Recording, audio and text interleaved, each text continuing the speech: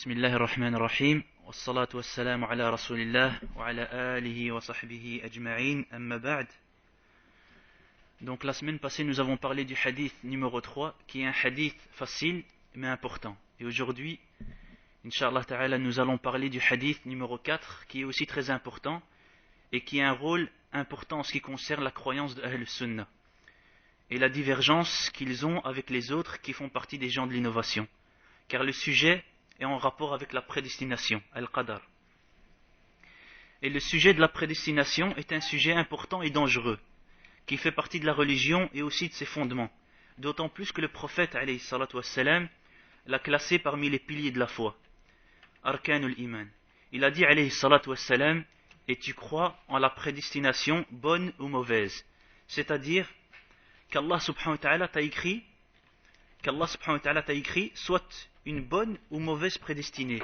Et ici l'explication de ce sens sera détaillée dans ce hadith qui a été rapporté par Abdullah ibn Mas'ud radiyallahu anhu. Donc nous commençons. L'imam al-Nawawi rahimahullah a dit dans le livre fil Arba'in al-Nawawiyya, le hadith numéro 4, selon Abi Abdurrahman Abdullah ibn Mas'ud radiyallahu anhu. Et Abdullah ibn Mas'ud radiyallahu anhu fait partie des compagnons les plus anciens. Il a embrassé l'islam très tôt et fait partie de ceux qui ont rendu victoire à la religion. Il fait partie aussi des meilleurs compagnons radiyallahu anhu. Il a rapporté plusieurs hadiths dont celui-ci. Il dit radiyallahu anhu, le prophète alayhi salatu wassalam nous a raconté, et c'est lui le véridique, le digne d'être cru. Donc as-sadiq al-masduq, c'est-à-dire véridique dans ce qu'il a dit, dans ce qu'il dit sallallahu alayhi wa sallam. Et il est rendu véridique par Allah subhanahu wa ta'ala dans ce qu'il a transmis et avec quoi il est venu. Il dit, sallallahu alayhi wa sallam, votre création est rassemblée dans le ventre de votre mère les premiers 40 jours en une goutte, un liquide, mudra, nutfa, barakallahu fik, nutfa. Et ici on voit la création se fait en étapes. Et ces étapes, la médecine actuelle a parlé de cela. Les médecins contemporains en ont parlé.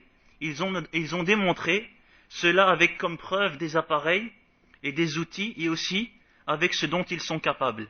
Et tout cela n'existait pas auparavant. Ces appareils et tous ces moyens n'existaient pas. Et malgré cela, tout ce qu'a révélé le prophète alayhi salatu wassalam est en accord avec ce que les médecins et les chercheurs ont découvert à notre époque.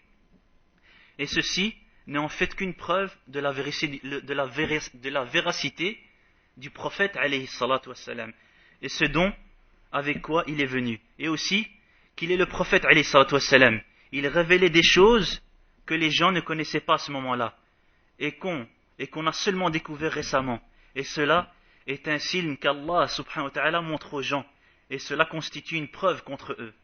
Donc la création de la personne se fait par étapes. Dans le ventre de sa mère, d'abord il est constitué d'une goutte, d'un liquide, pendant 40 jours. Lorsque le liquide de l'homme, c'est-à-dire lorsque le liquide de l'homme rentre en contact avec celui de la femme. Et ensuite, cette goutte qui est mélangée, qui est composée, reste après 40 jours, devient alaqa, c'est-à-dire un caillot de sang, qui va rester également 40 jours, pour qu'ensuite cette alaqa devienne mudra, c'est-à-dire un morceau de viande, qui est au départ simple, et qui au fur et à mesure prend l'apparence humaine, mais sans pour autant que l'âme lui soit insufflée. Ensuite, un ange lui est envoyé, c'est-à-dire après l'aboutissement des 120 jours. 40 jours au stade de goutte, liquide, ensuite 40 jours au stade de caillot de sang, on peut traduire ça aussi par une adhérence, et enfin 40 jours au stade de morceau de viande. On peut aussi traduire ça comme l'embryon. Et ici seulement alors intervient l'insufflation de l'âme. Allah subhanahu wa ta'ala envoie un ange afin de lui insuffler l'âme. Nous ne savons pas comment procède l'ange lors de l'insufflation de l'âme. Comment l'âme entre, ça on ne le sait pas. Mais on y croit. Nous y croyons. Nous croyons aux choses cachées, al-ghaib, qui sont citées dans la législation. Alors, tout ce que la législation décrit parmi les choses qui sont cachés parmi le ghaybiyat et qu'on ne comprend pas, on est obligé d'y croire comme cela nous a été parvenu. Lorsque cet ange lui insuffle l'âme, après les 120 jours, alors l'enfant devient vivant dans le ventre de sa mère. Dès à présent, il a une âme, une vie. Et alors, on lui prédétermine 4 choses. Allah subhanahu wa ta'ala ordonne à l'ange d'écrire 4 choses, qui sont sa subsistance, sa durée de vie, ses œuvres, et est-ce qu'il fera partie des gens heureux ou au contraire malheureux.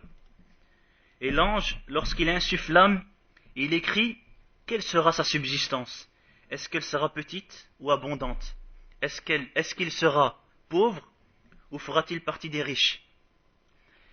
D'où sa subsistance lui parviendra et comment il atteindra cette subsistance. Et ensuite, il écrira sa durée de vie, c'est-à-dire jusqu'à quand il vivra.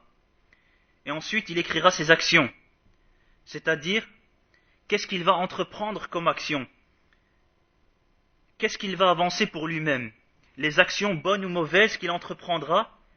Et ensuite, le dernier point, c'est sa situation. Fera-t-il partie des gens heureux ou malheureux? Alors, s'il est mécréant ou hypocrite, il fera partie des malheureux. Et s'il est croyant, musulman, il sera heureux. Allah subhanahu wa ta'ala ordonne à l'ange d'écrire tout cela, avant que tout cela ne lui arrive. Et cela est une preuve qu'Allah subhanahu wa ta'ala sait qu'est-ce qui va arriver à cette personne, quant à sa subsistance, ses actions, son bonheur, son malheur, et quand est-ce que son âge prendra fin. Et ensuite le prophète alayhi salatu wassalam dit, par Allah, dont il n'y a pas d'autre divinité en droit à part lui, l'un de vous accomplit les œuvres des gens du paradis jusqu'à ce qu'il ne reste plus qu'une coudée entre lui et le paradis. Et son livre le devance, alors il commet des actes de ce que font les gens de l'enfer et il y entre.